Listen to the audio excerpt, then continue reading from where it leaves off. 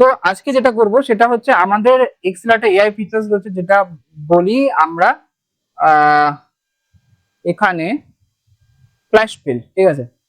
তো আমরা আগের দিন দেখেছিলাম যে এরকম একটা ডাটা থাকলে আমরা ডাটাটাকে কনভার্ট করতে পারি কলামে, ঠিক আছে। ফর এক্সাম্পল আমি এই একটা আমাদের কলামটা রয়েছে, তো আমরা ইনকাটে গিয়ে আমরা কলাম করে দেবো, আমরা এখানে গিয়ে ডিলিমিটার লাগিয়ে দেবো। তো এখানে গিয়ে দেখুন আমাদের অনেকগুলো ডাটা থাকে যেগুলো হয় না বেসিক্যালি, ঠিক আছে। ফর এক্সাম্পল আমি এখানে যাচ্ছি, এখানে আমি যদি ডিলিমিটার লাগিয়ে দিই আর এখানে যদি আমি কমা ওয়াইজ করি ডেটা, ঠিক আছে। এখানে একটা জিনিস খেয়াল করেছেন, ডেটা ক্লিনিং করার ক্ষেত্রে এখানে কিন্তু ডিলিমিটার আমাদের অ্যাপ্লাই হচ্ছে না, ঠিক আছে। আমরা যখন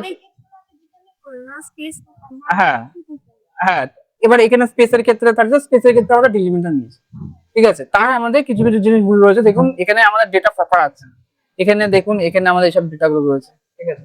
তো আমাদের এক্সেলে এরকম যদি প্রবলেম ক্রিয়েট হয় তখন আমরা আরেকটা ইউজ করতে পারি, যেটা হচ্ছে এক্সেলে এআই ফাংশন, যেটা হচ্ছে ফ্ল্যাশ ফিল, ঠিক আছে। তো সব ভার্সনে থাকে না, 365 ভার্সনে থাকে, আর 13 এর পরে যে ভার্সন গুলো আছে সেগুলো থাকে, ঠিক আছে।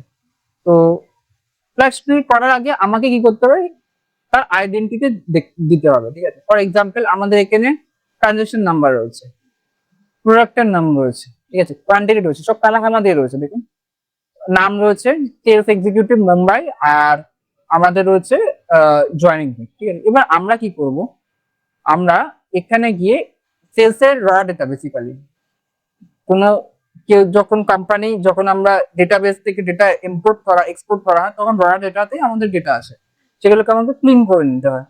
দুটো, একটা দেখিয়ে দিলাম একটু আগে, আর আরেকটা হচ্ছে আমাদের flash fill AI function use করে আমরা সেটাই করব। এটা হচ্ছে আমাদের আগে প্রথমে আমাকে সিস্টেমকে বলতে হয় যে বেসিক্যালি কোনটা করতে চাই। তো আমি এখানে ধরেছি ট্রানজাকশন নাম্বার 1, ঠিক আছে। ট্রানজাকশন নাম্বার মানে টিয়ার 1 এর যেটা আছে সেটা আমি ফ্ল্যাশ ফিল ইউজ করবো, আমি ডবল ক্লিক করে নিচ্ছি, ঠিক আছে। এবার আমি যদি এখানে হ্যাঁ কপি করে এখানে পেস্ট করলাম, আমি যদি এখানে ফ্ল্যাশ ফিল ইউজ করি আমাদের দেখুন চলে আসবে, ঠিক আছে।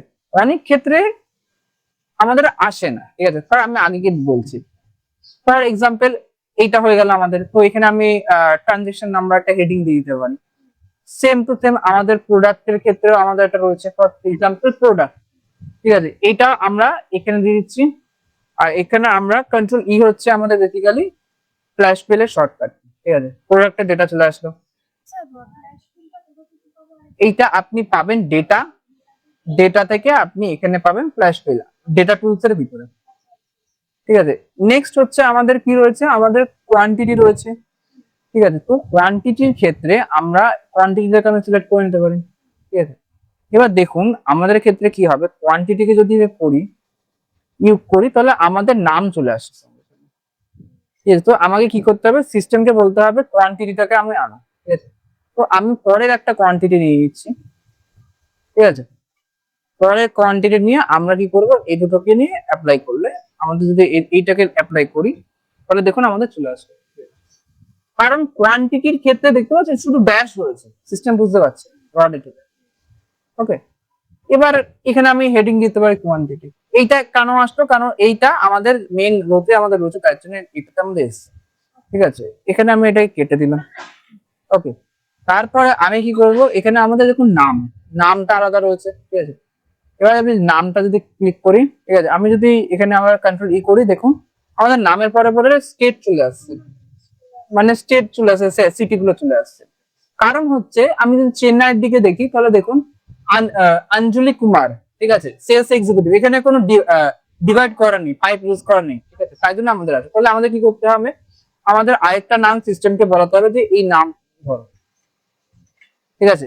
তারপরে আমি আমি নামগুলো দেখুন সব করে দিলে, এরকম করে আমাদের বাকি ডেটাগুলোকে এ করতে হবে। ফর এক্সাম্পল আমি জুনিয়র সেলস এক্সিকিউটিভের একটা করি, ঠিক আছে। আমি যদি এখানে পেস্ট করে কন্ট্রোল ই করি, ঠিক আছে, কন্ট্রোল ই করি, তাহলে আমাদের সেলস এক্সিকিউটিভের সাথে আমাদের কুমার সেলস তার নামও চলে আসবে, ঠিক আছে। তাহলে আমি কি করব, এখানে এখানে আমাদের এখানে জুনিয়র সেলস এক্সিকিউটিভ, আমি সেলস এক্সিকিউটিভ, এরকম আপনাকে ম্যাচ করে ডেটাকে স্টোর করতে হবে। সাপোজ দুটো ক্ষেত্রেও আসুন, আপনার তৃতীয় নম্বর আপনি ডেটাটা নিয়ে নিতে পারেন, ঠিক আছে। তৃতীয় নম্বরে যে ডেটাটা আছে সেটাকে আপনি নিয়ে আপনি কি করতে পারেন, যদি চালান তাহলে দেখবেন আমাদের সব প্রায় চেঞ্জ হয়েছে, সিস্টেম বুঝতে পেরে গেছে যে এই জিনিসটা আমাদের আনতে হবে।